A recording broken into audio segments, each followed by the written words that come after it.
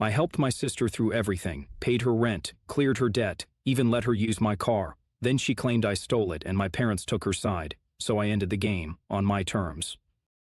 My name is Michael Carter, and I'm 32 years old. I've spent most of my adult life cleaning up after my younger sister Jessica, patching up her mistakes, covering her bills, and stepping in whenever she managed to screw something up. And she always did. Jessica was 26 but acted like she was 16. She had never held a stable job, never saved a dime, and never learned to take responsibility for anything. Somehow, that had become my problem. Our parents, David and Linda Carter, had decided long ago that Jessica was too fragile for the real world. Mom always said she was a free spirit who needed time to figure things out. Dad simply refused to deal with her at all. So, when she dropped out of college and moved back home, they made it my responsibility. Michael, you're older. You've always been the responsible one. Jessica just needs a little help, that's all. She'll grow up soon. That little help turned into years of financial drain. I paid her rent when she couldn't make it. I covered her credit card debt when she maxed it out on clothes and weekend trips. I paid her car insurance because she forgot. Each time I told myself, she's my sister, she'll get it together eventually. She never did. And this time, she had gone too far. It started with a text, short and casual, as if she hadn't done anything wrong. Jessica wrote, "Hey, took your car for a weekend trip. You weren't using it anyway, right?" I stared at my phone, the words not fully processing. My car. The one I worked overtime for, the one I made monthly payments on. I called her immediately, my heart pounding. "What do you mean you took my car?" I asked, my voice tight. Jessica sighed, like I was the one being difficult. "Relax, Mike. It's just for the weekend. We're going up to the cabin, remember? I never said you could take my car. You weren't even home. What's the big deal?" I clenched my jaw. "The big deal is that it's not yours." But before I could argue, she had already hung up. At that moment, I should have gone straight to my parents, but I knew what they'd say. "Michael, it's just a car. She's your sister. Why are you always so selfish? It's not like she stole it. She's borrowing it." I let it go. I shouldn't have. The next call came at 2 in the morning, waking me from a deep sleep. Jessica was sobbing. "Mike, I got into an accident." I sat up so fast my head spun. "Are you okay?" I think so, but the car," she inhaled sharply. "It's totaled." I barely heard the rest of what she said. Everything blurred. "My car, my responsibility." She kept talking, her voice trembling. "Mike, I need you to come here. The cops. They're being so unfair. Just tell them it's all fine, okay?" She wanted me to cover for her again. I took a slow breath, fingers tightening around my phone. "No," I said. "I won't." Silence. Then an angry scoff. "Are you serious, Michael? I'm your sister." "I know," I said, my voice steady. "And that's the problem." Jessica went silent for a second, probably in shock that I had actually refused her. Then, just as I expected, the screaming started. "Are you kidding me, Michael?" she shrieked. "Are you really going to let your own sister deal with this alone after everything?" Oh, I knew exactly what she meant by everything. Everything meant the years of bailing her out. Everything meant paying off her debts. Everything meant cleaning up the wreckage of every bad decision she had ever made. And yet somehow, I was the bad guy. I took a deep breath, gripping the phone. "You stole my car, Jess. You crashed it, and now instead of owning up to it, you want me to take the blame. Do you even hear yourself?" She let out a bitter laugh. "Oh, come on, Michael, it's just money. You can afford it. I'm the one who's hurt." Oh, there it was, the Jessica special, twisting the story, making herself the victim. I could already hear what she'd tell our parents. "Michael doesn't care about his own sister. I was in an accident and he just abandoned me." And, knowing them, they'd believe her. "I don't care anymore," I said. "Call Mom and Dad. Maybe they'll finally take some responsibility for you. I'm done." And then I hung up. The next morning, I woke up to exactly what I expected, my parents blowing up my phone. Mom texted, "Michael, what's wrong with you? Your sister could have died." Dad wrote, "We raised you better than this. You need to step up and help your family." Mom again, "The hospital bill is huge, Michael. She's your sister." I stared at the messages, feeling something I hadn't felt before. Not guilt, not frustration, just exhaustion. I ignored the texts. I ignored the missed calls. I ignored all of it until my dad showed up at my apartment. I opened the door, and there he stood, arms crossed, face tight with anger. "Get dressed," he ordered. "We're going to the hospital now." I almost laughed. "No, we're not." Dad's eyes narrowed. "Michael, you're acting like a selfish brat. Your sister needs you." I folded my arms. "You mean she needs my money?" He didn't even flinch. "She's family, Michael. You don't just turn your back on family." I let out a slow breath. Funny how that only applies when it's me giving and Jessica taking. Dad's jaw tightened. "You're making this harder than it needs to be." No, Dad, you made this harder than it needed to be when you decided that Jessica's life was my responsibility instead of yours. She's your daughter. Why don't you pay for her medical bills? We don't have that kind of money, he snapped. Ah, there it was, the real reason I was standing here having this conversation. I tilted my head. But I do, right? That's what this is about. It's always about money with you people. Dad's face turned red. Michael, this is your last chance. Either you help or you're out of this family. I laughed, a real, genuine laugh. Out of this family? I repeated. Dad, I was never in it. I was just the emergency cash fund you all guilted into keeping the house running. Good luck with Jessica, I said, looking him dead in the eyes. Because I'm done. And with that, I shut the door in his face.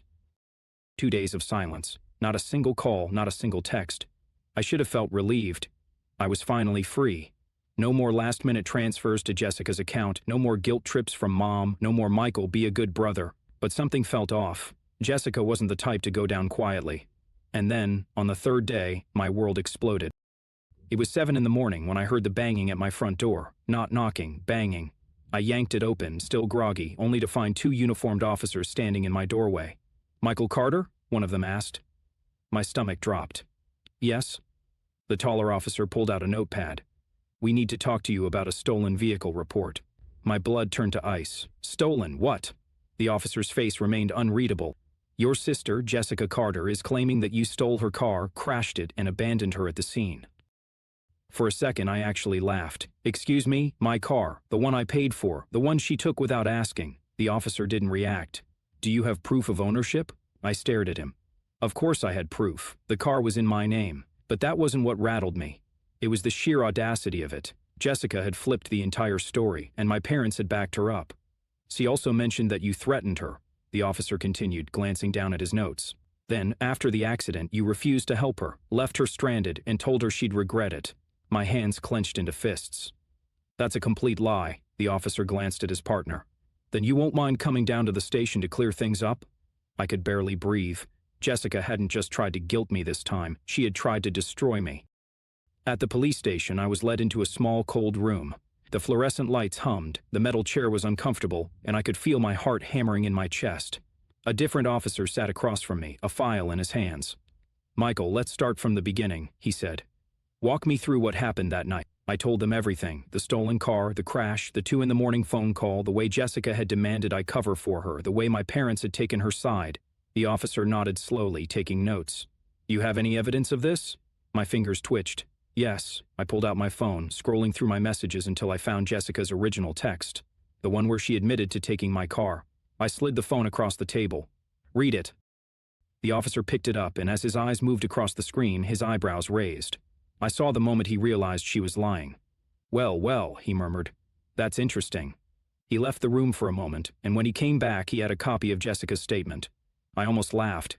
It was so full of lies, it was pathetic. She claimed I had taken the car while she was sleeping, that I had been drinking and crashed it, that I had abandoned her on the side of the road and left her to deal with the police, and at the bottom, I saw the worst part, witnesses. David and Linda Carter, parents, confirming Jessica's story. My own parents had signed a statement against me. I leaned back in my chair, heart pounding, but my voice was deadly calm.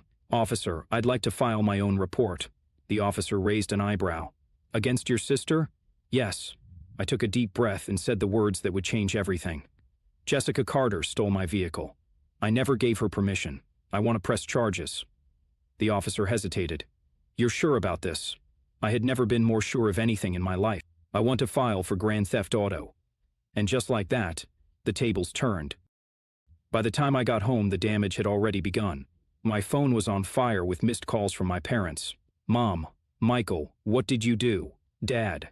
Drop this now. You're ruining Jessica's life. Mom again. She's your sister. Family forgives. And then, finally, one last message from Jessica herself. You're dead to me. Stared at the screen, my heart pounding. Then I smiled. For the first time in my life, I finally felt free. I expected chaos, but not this fast. By the time the police finished reviewing my stolen vehicle report, Jessica had already spiraled. She wasn't just facing a minor slap on the wrist. She was looking at actual felony charges. Grand theft auto wasn't a joke, and neither was filing a false police report. But the real fireworks started when she lost the one thing she cared about most, her job. It was the next morning when I got the call, not from Jessica, not from my parents, but from her employer. Mr. Carter, this is Dana Fields from Hamilton and Company. I blinked. Jessica worked for Hamilton and Company? Why were they calling me? Yes, I answered cautiously. Dana cleared her throat. We're calling regarding an ongoing investigation into an employee, Jessica Carter. Your name came up in a police report, and we were hoping to verify some detail. My heart skipped. I kept my voice even. What details? Your sister listed you as a character witness for an internal review we're conducting. We just wanted to confirm if she was involved in any legal matters that could affect our case. I almost laughed. Legal matters? You mean like stealing my car and filing a false report to get me arrested? Dana went quiet, then after a beat said, I see. That's all we needed. Thank you, Mr. Carter. Click. It took less than 3 hours for Jessica to start calling me. First call, 10:37 in the morning. I ignored it. Second call, 10:42 in the morning. Ignored again. Third call, 10:45 in the morning. Jessica's name flashed across my screen, but this time she left a voicemail. I hesitated for a moment, then played it. Michael, I swear to God, you ruined my life. What is wrong with you? They fired me. Do you hear me? They fired me. I deleted it before she could finish. Fourth call, 11:02 in the morning. I answered. Jessica, I said. Her voice was shaky, but not because she was sorry, because she was furious. You need to fix this. I laughed. Fix what? You mean the mess you made? I didn't make a mess, she shrieked. I lost my job. My apartment isn't even paid off. How am I supposed to survive? I took a deep breath. Not my problem. She went silent for a second, then the desperation kicked in. Michael, you know I didn't mean for things to go this far. You filed a false police report against me.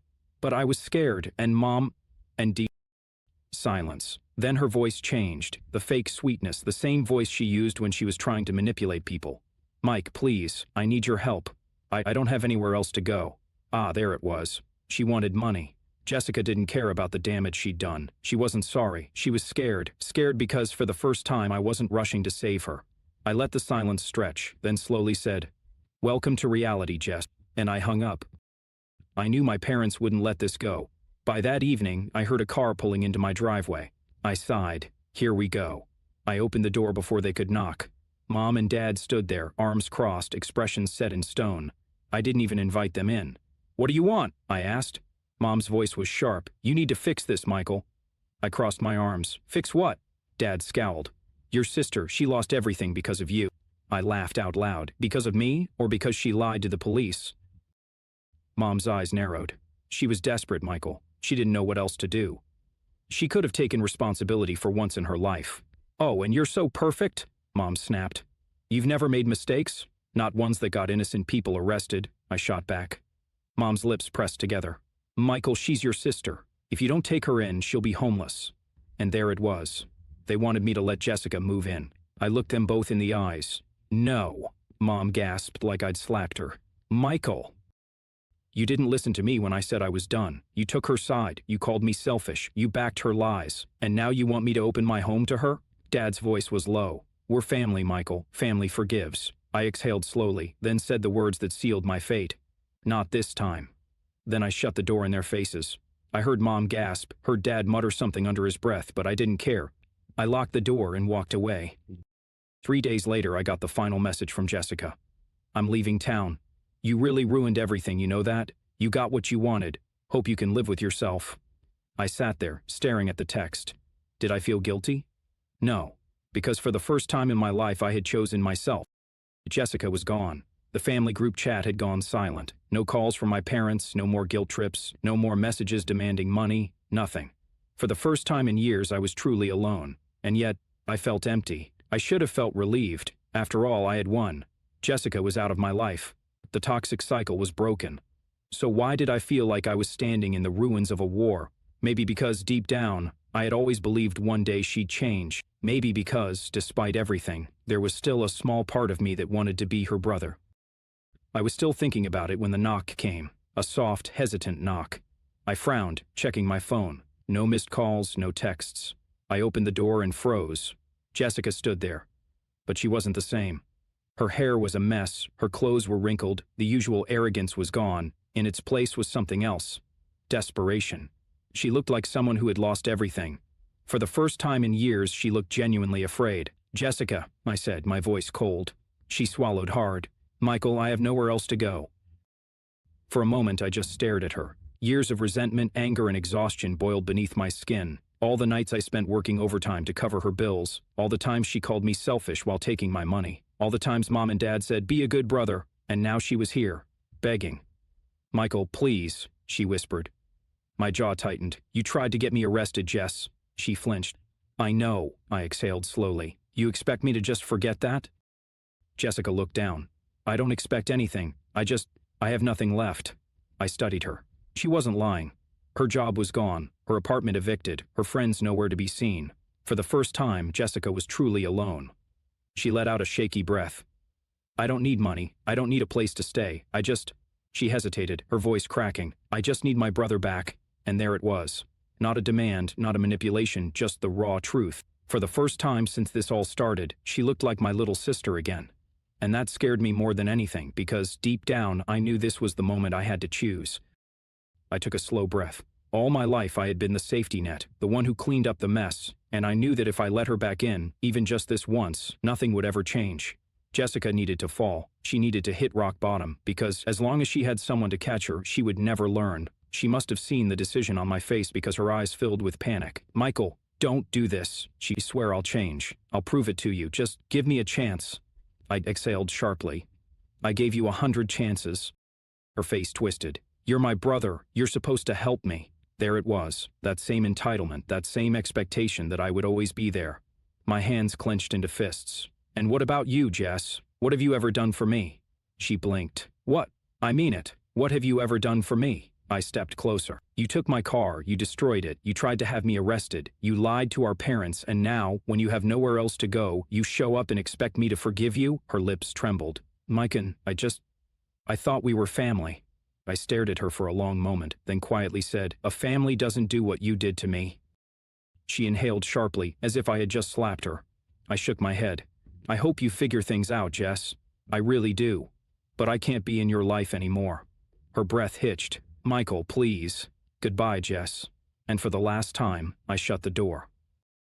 2 months later, I moved to a new city, started a new job, and began a new life.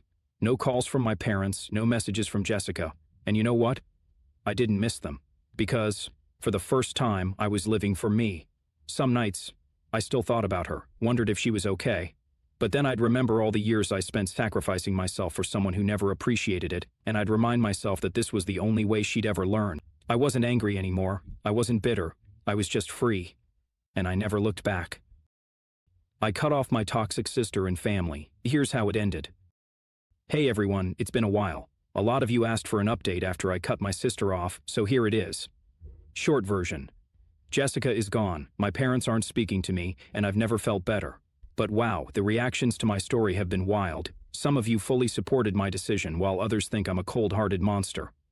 So let's talk about it. To those who supported me, I truly appreciate all the encouragement. So many of you shared your own stories about cutting off toxic family members, and it really helped me feel less alone. Setting boundaries is never easy, especially when you're raised to believe that family means sacrifice. But at some point you have to ask yourself, sacrifice for who, and at what cost? Jessica had years to change. She had every opportunity to take responsibility for her actions, but instead she doubled down, lied, and tried to destroy my life. Choosing myself wasn't selfish, it was necessary, and honestly, the peace I feel now is something I never thought I'd have. To those who think I went too far, I hear you. I know cutting off family is a big deal, and I don't take it lightly. Some of you think I should have forgiven Jessica, helped her get back on her feet, or at least tried to repair things with my parents. But my question is, why is the burden always on me? Why should I be the one to fix things when I wasn't the one who broke them? Why should I forgive someone who not only stole from me but tried to ruin my life with a false police report? Why should I keep giving chances when every single one was thrown back in my face? At some point, enough is enough, and I reached that point. Jessica is out of my life. Last I heard, she bounced between friends' houses before disappearing off social media. My parents are still mad at me. They haven't spoken to me since I refused to take her in. I'm happier than ever. New job, new city, no more guilt. So what do you think? Who is right? Those who supported my decision or those who think I should have handled it differently? Let's hear it.